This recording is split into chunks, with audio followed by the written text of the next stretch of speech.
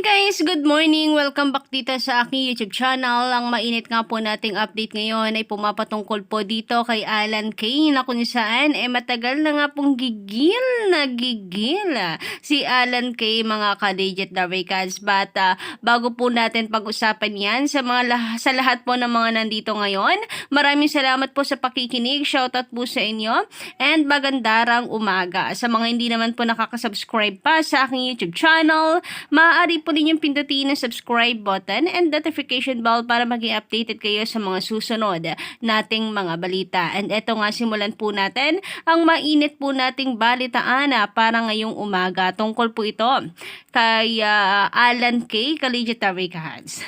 Kasi sobra naman po talagang nakakapanggigil. Nakakapanggigil ang lahat po ng bagay. Nakakapanggigil na isigawang Itbulaga noon paman ka-OG dito sa TV5. Kaso talagang ginagalang ng TVJ ang batas. Kaya nagparaya muna sila at hindi ginamit ang titulong Itbulaga. Kahit talagang gigil na gigil din itong si Bossing na gamitin ang titulong Itbulaga. Sabi nga niya kung siya ang masusunod, gagamitin niya at ang gusto niyang gamiting titulo ay ang Itbulaga. Naalala niyo po ba yung komento ng isang attorney na kung saan ay sinabi niya sa paglipat ng TVJ sa TV5 ay hindi maaring pigilan ninuman ang pagdadala ng TVJ ng titulong Itbulaga, pati na rin ng kanta nito. Pero ginagalang ng TVJ ang batas since nasa Tape Inc. pa nga ang trademark na Itbulaga. So tama nga naman ka-OG na kaunting tiis, slowly but surely, ka-legit Darikans, nagtiis sila na hindi mo muna gamitin ang titulong Itbulaga. Pero ngayon, di ba, kita naman po natin sa strategy ni Attorney Buko, wala pong masisilip ang kabila. Like, hindi marunong sumunod sa batas ang TVJ. Ngayon, sila po ang nasisilipan yan na hindi sila marunong sumunod sa batas. So, sino po ang mas nadungisan ang pangalan? Sa pagtitiis na ginawa ng TVJ, ay nagbunga naman ka-legit Darikans. So, ngayon ay nadungisan ang pangalan ng Tape Inc. Napakagaling din ang strategy nitong si Attorney Buko. And lesson learned po sa atin yan hindi lang po ito sa sa usaping trademark. Sa buhay po natin in general, guys, tayo po ay matutong magtiis at magtiyaga. Slowly but surely. Sabi nga po ni Bossing Vic Soto, kung meron man pong ugali niya ang gusto niyang mamana ni Tali, yun po ay yung pagiging pasensyoso dahil hindi lahat ng bagay or lahat ng gusto natin ay makukuha po natin ka-OG. Bukod sa panggigigil ka-OG, nariyan din ang usapin patungkol po sa panggigigil natin sa Tape Inc. talaga sa kakapalan ng kanilang pagmumukha na hindi po bitawan ang titulong Itbulaga kahit nasa TVJ na po ang trademark.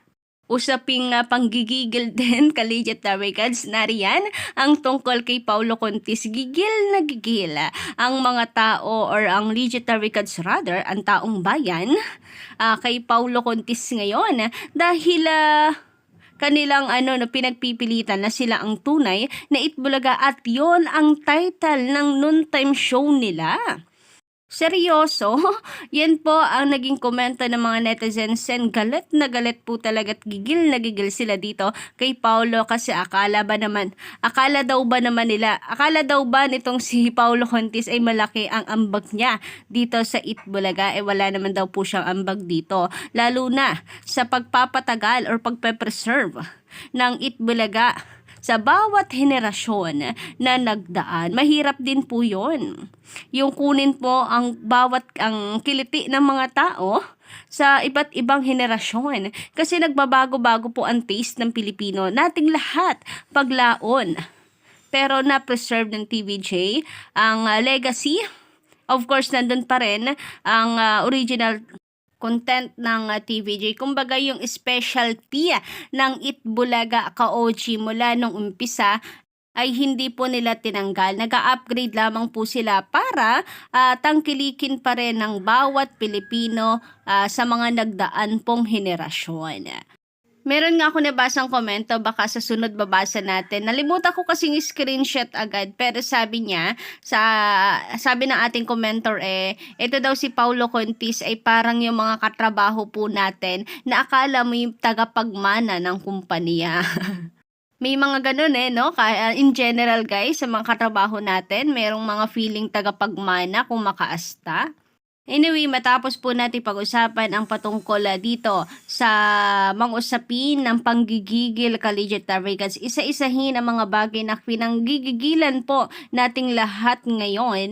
Ay pag-usapan naman natin ngayon ang pinanggigigilan netong si Alan Kay. Of course, patungkol po ito sa Itbulaga guys. Matagal nang gigil din si Alan Kay na isigaw po ang Itbulaga sa TV5.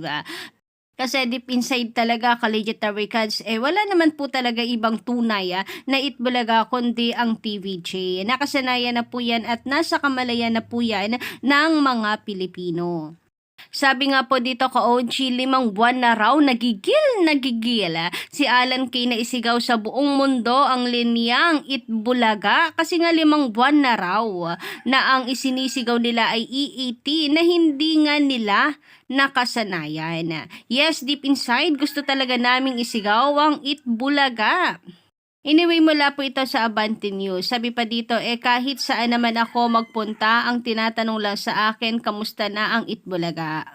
Itbulaga ang kinakamusta, no? Hindi EAT. Kasi alam ng mga tao talaga na ang TVJ is Itbulaga.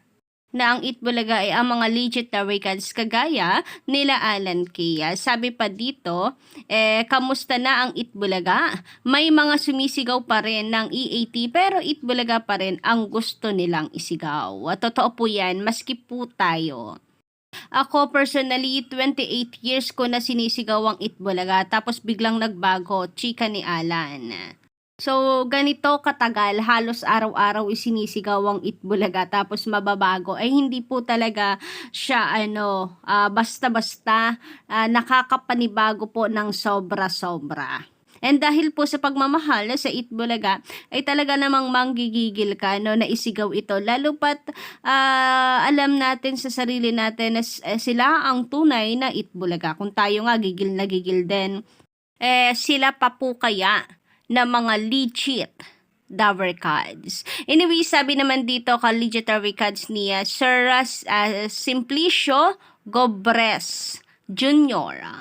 Makasaysayan na po na naglalaban ang dalawang Itbulaga, isang totoo at peke. Totoo yan guys. Kaya nga sabi rin ng iba, ang kapal ng pagmumukha ng taping, gusto pa rin talagang makisali po sa mga kasaysayan, sa mga history na nabubuo po ng Itbulaga. Anyway, sabi pa dito, kapag tinatanong ng ang buong mundo sino ang Itbulaga, syempre ang original, ang EAT. Sabi naman ni Pishti, grabe nga naman yun. Pist, ay hi pala, Pst. Hi. Naku, pisti tuloy nabasa ko. Sorry guys. Sorry. Anyway, sabi niya dito, tawang-tawa ako sa malakwagong eyes. Kasi totoo naman, 'di ba? Nung isigaw po nilang Itbulaga, gigil na gigil din sila. With the matching malakwagong eyes, ditong si Paulo Contis, ayan nanlalaki ang kanyang mga mata. Para isigaw ang Itbulaga, para ipamukha sa TVJ na sila ang tunay na Itbulaga or yun ang kanilang titulo. Na para bang ang dating po sa ating lahat ay mag-stick na lang ang TVJ sa EAT dahil hindi bagay sa kanila ang Itbulaga, ganun Kaya nga gigil na gigil po ang mga tao. Samantala, sabi naman dito ni Dulce Crisostomo, magandarang umaga sa iyo. Baka naman pinopromote lang ng Tape Bulaga ang original Itbulaga. Iiwan kasi ang Tape Bulaga ng mga sponsor pag nagpalit sila ng title. Kaya patuloy ang pagiging fake Bulaga nila. Hay nako, kung promotion lamang din, parang mas gusto ko pa pong mag-promote ang Showtime. Mas marami pang nanonood po doon kesa sa kanila. Nako, wala rin po tayong mabibingwit kapag ang Tape Inc. or sila Paulo Contis ang nag-promote, guys. Charis. Anyway, sabi naman dito sa komento ni Yumi Yuri, magandang umaga sa'yo. Or sa inyo. I love the name Yuri. Anyway, si Isko Bopols din Dati siyang mayor, kaya dapat alam niya ang batas. Kaso, hindi siya marunong sumunod sa batas. Marami nga nagsasabi guys no na baka pag ito po ay tumakbo sa susunod na eleksyon ay maligwak lang. Dahil naging kakambal na po niya ang hatred ng mga Pilipino mula po nang sumali di umano siya dito sa Itbulagati. Kayo po ba guys, anong inyong masasabi about po dito? Pa-comment lamang po sa baba. And don't forget to click the subscribe button and notification bell para po sa mga susunod nating mga balita.